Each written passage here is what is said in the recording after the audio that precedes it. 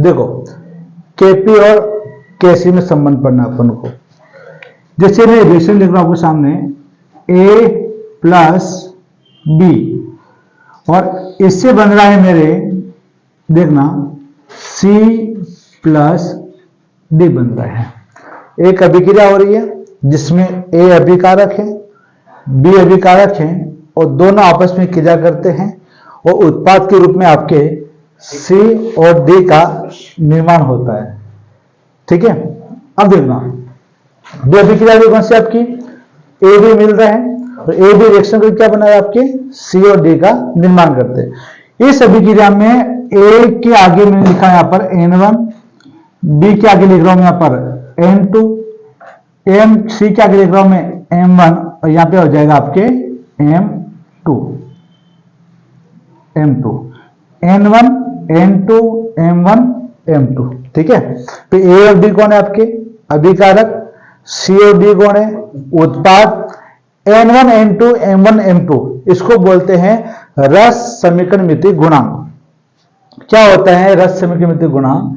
कि किसी भी अभिक्रिया के अंदर अभिकारक की वह मात्रा जो यह निर्धारित करता है कि उत्पाद कितनी मात्रा में प्राप्त होगा, उसको दर्शाने वाली संख्याओं को रस समीकरण मिति गुणांक कहा जाता है। कोई भी अभिक्रिया हो रही है, उस अभिक्रिया में अभिकारक की कितनी मात्रा भाग लेगा और उत्पाद कितनी मात्रा में हमको प्राप्त होगा, इसको जो संख्या दर्शाती है उस संख्याओं को बोलते हैं रस समीकरण मिति गुणांक कहते हैं। क्लियर? अब मान लो कि मुझे इस अभिक्रिया की कैसे लिखनी है, तो कैसे लिखेंगे अपन? तो Kc बराबर होता है अभिकारक की सांद्रता बटा उत्पाद की सांद्रता बटा अभिकारक की सांद्रता। उत्पाद कौन है आपका? C। देखो तो C की सांद्रता, इसकी घात आ जाएगी आपके M1, फिर देखना ये D और D की सांद्रता, इसकी घात आ जाएगी आपके M2 बटा A, और A की सांद्रता आ जाएगी, इसकी घात कितनी होगी आपकी N1, और ये आ जाएगा आपका B की सांद्रता, और इसकी घात आ जाएगी आपकी N2। क्लियर? तो इस अभिक्रिया से मैंने Kc को बना दिया। अब मान लो मुझे इस अभिक्रिया में Kp लिखनी है, तो Kp लिखने का तरीका हमको पता ही है कि उत्पाद का आंशिक दाब बटा अभिकारक का आंशिक दाब। तो Kp बराबर हो जाएगा, देखो उत्पाद कौन है C, तो P लिखेंगे यहाँ पर, P यानी कि आंशिक दाब किसका? C का। तो Pc का मतलब क्या हो गया?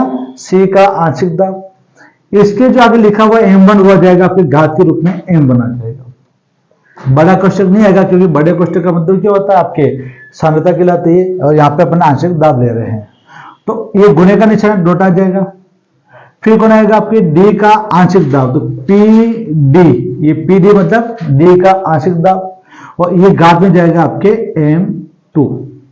क्लियर?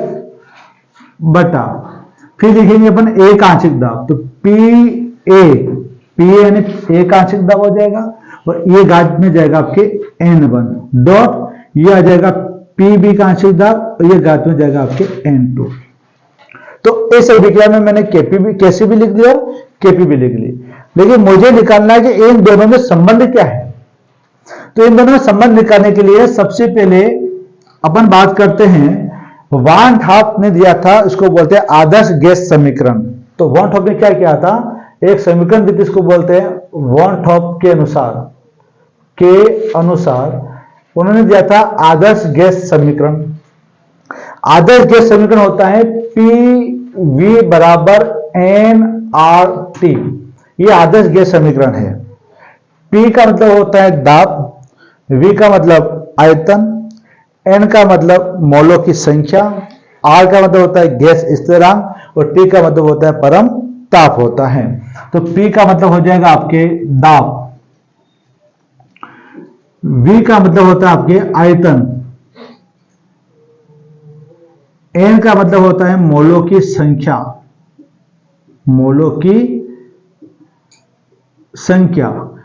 R का मतलब हो गया गैस स्थिरांक, T का मतलब हो जाएगा आपके परम ताप हो जाएगा। ठीक है, अब देखो ये जो समीकरण है मेरी पी वी बराबर क्या यहाँ पर एन आर टी, मैं काम करता हूँ मुझे दाब निकालना है क्योंकि अपने यहाँ पे दाब निकाल रखा है ना, तो दाब निकालना है, वी को कहा जाएगा नीचे क्रॉस गुणा कर लेंगे तो P बराबर हो जाएगा N बटा V और आर टी का आर टी।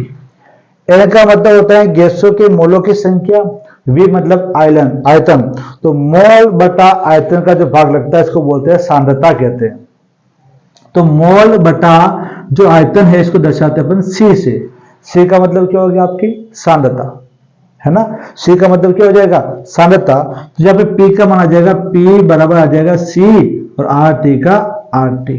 ये सी ये विक्रिया वाला नहीं है, ये सी का मतलब होता है सांद्रता। जहां जहां पे अपन दाब लिखा है वहां पे अपन सांद्रता को ज्ञात कर सकते हैं कि वहां भी कहता है यदि मान लो कोई द्रव वो तनोवस्था में है तो वो गैस की भांति भी कार्य कर सकता है।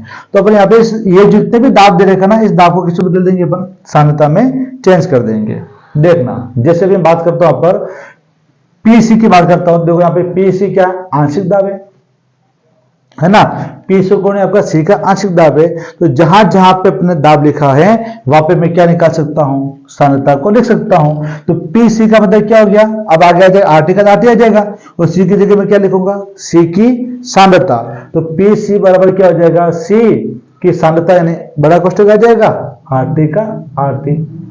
इधर ये पी डी आंशिक दाब है, इसको किसमें बदलना है उनको सांद्रता में चेंज करना पड़ेगा। तो पी डी यानी डी का आंशिक दाब क्या हो जाएगा आपकी डी की सांद्रता, तो आरटी का आरटी आ जाएगा। आई बात समझ में। जैसे मान लो मैं लिखा पी ए, तो पी ए क्या है ए का आंशिक दाब, इसको सांद्रता में कन्वर्ट करना है तो ये आ जाएगा आपके ए की सांद्रता और आरटी का आरटी। फिर लिखेंगे अपन यहाँ पे पी बी, तो पी बी का मतलब क्या हो गया बी का आंशिक दाब, ये कन्वर्ट करना पड़ेगा बी की सांद्रता के अंदर, यहां लिखना पड़ेगा आपको बी की सांद्रता और आरटी का आरटी। क्लियर। अब मुझे केपी निकालना, देखो यहां पे लिखा मैंने केपी, केपी केपी में क्या लिखा पीसी, पीसी लिखा हुआ ना, तो पीसी की जगह मैं ये लिख सकता हूं पीसी लिखा हुआ है इसकी जगह मैं ये लिख लूं, पीडी लिखा हुआ है इसकी जगह में ये लिख लूंगा, पी ए लिखा हुआ इसकी जगह में ये लिख लेंगे, है ना, और पीबी की जगह क्या लिखूंगा मैं ये वाला। तो जो सबसे पहले कौन है पीसी, तो सी का मान कितना देखो सी की सांद्रता है ना, आर टी का आर टी, ये अपने बड़ा कोष्ठक कर दिया यहां पर, और घात कितनी है m1, यहाँ पे आ जाएगा m1। क्लियर। फिर देखो यहां पर कौन है आपका ये रहा पीडी, तो पीडी की जगह क्या लिखेंगे अपन डी की सांद्रता आर टी का आर टी, तो देखो ये बड़ा कोष्ठक डी ये सांद्रता हो जाएगी और आरटी का आरटी घात कितनी जाएगी आपकी m2, m2। क्लियर। बटा फिर कौन आएगा आपका देखो पी आंशिक दाब है, तो इसकी जगह लिखेंगे अपन क्या ए की सांद्रता आरटी का आरटी, तो ए की सांद्रता ये ए की सांद्रता कोष्ठक बंद कर दिया अपन ने, आरटी का आरटी और घात कितनी आपकी n1 हो जाएगी, तो अभी लिखेंगे यहाँ पर n1।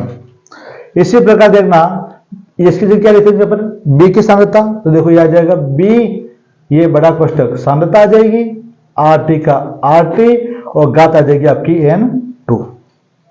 क्लियर। और देखना इसके अंदर जो चीज कॉमन है इसको बाहर निकाल दो, देखो RT RT RT RT RT क्या कर देंगे अपन बाहर निकाल देंगे, तो यहाँ पे देखो यहाँ आ जाएगा के पी बराबर सी को अलग कर दो तो ये सी की सांद्रता, ठीक है। इसका गुणा दोनों से होता है, m1 जो है ना घात के रूप में, इसका गुणा इससे भी होगा इसका गुणा इससे भी होगा, तो देखो इस पे लिख दिया मैंने m1, ठीक है। फिर देखो यहाँ से कॉमन आरटी आ रहा है, यहाँ से भी कॉमन क्या आ रहा है आपके आरटी आ रहा है, तो मैंने इसको यहाँ से डी को बाहर निकाल दिया, ये लो डी को बाहर निकाल दिया। इस प्रकार कितनी आ जाएगी आपकी m2, फिर बचा क्या आरटी, ये आपने आरटी कॉमन निकाला आरटी, ठीक है। जब कोई घातें गुणे में होती है क्या होगी आपकी जुड़ जाएगी, तो घात जुड़ेगी आपकी m1 प्लस m2 बता। अब यहां पे जो कॉमन क्या निकलेगा आरटी, देखो यहां लिखा अपने ए की सांद्रता नीचे घात कितनी आएगी n1, फिर देखना यहां लिखा अपने बी और ये बी की सांद्रता की घात n2, फिर कॉमन क्या निकाला अपन ने, आरटी कॉमन निकाला, तो आरटी का आरटी आ जाएगा और घात आ जाएगी आपकी n1 प्लस n2। कोई दिक्कत नहीं आता। अब जो घाते बटे में है वो कहा जाएगी अभी ऊपर, जब घाते बटे से ऊपर जाती है तब निशान लगेगा आपका माइनस का।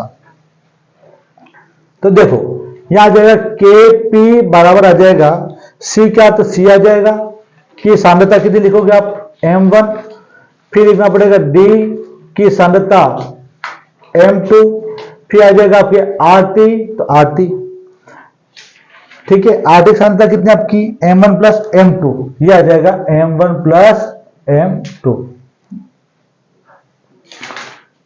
बटा नीचे कौन है A, तो A की सांद्रता कितनी आ जाएगी आपकी n1, फिर कौन है B, तो B की सांद्रता आपकी n2, ये RT जो था वो कहां जाएगा आपके ऊपर, तो निशान लग जाएगा ये माइनस का n1 प्लस n2। क्लियर। देखो ये जो m1 प्लस m2 और माइनस n1 प्लस n2 है, m1 plus m2 minus n1 plus n2 को अगर मैं यहां लिख देता हूं डेल्टा n, कोई दिक्कत। देखिए ये किसके समान दिखाई दे रहा है, देखना इसको देखो आप, Kp बराबर लिखा हुआ ये वाला, ये Kp बराबर C की पावर m1, D की पावर m2, A की पावर n1, B की पावर n2, ऐसे दिखाई दे रहा है। तो क्या इसकी जगह में इसको लिख लो, कोई दिक्कत है क्या?